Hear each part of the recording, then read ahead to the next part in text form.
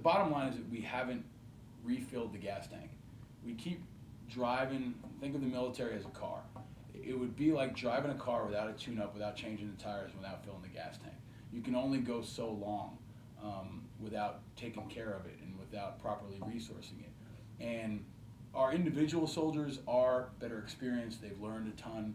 They've learned what works and what doesn't. Some of them are learning Arabic, and they better understand the culture, and they better understand the terrain. But they're going back again and again and again.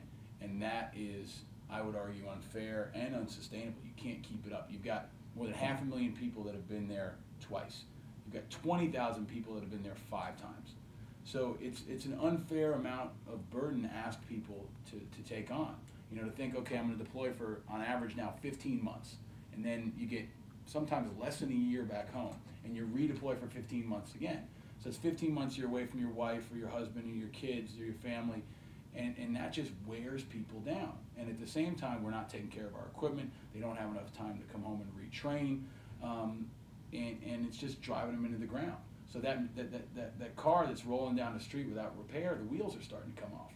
And we've seen that you've taken a military that I would say is probably too small to begin with, and you take troops away from places like Korea, away from Afghanistan, away from the National Guard and Reserve here at home, and you put them all in one place. You get all your eggs in one basket. And then when something like Hurricane Katrina happens, we find out that a huge percentage of our National Guard from Mississippi and Louisiana is in Iraq. Well, no shit. I mean, anybody who played that board game Risk when you were growing up knows how this game works.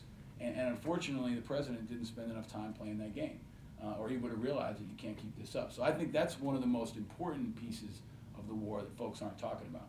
You know, regardless of what we do in Iraq now, we've got to realize that we're breaking our military, and we're really driving the people in it into the ground.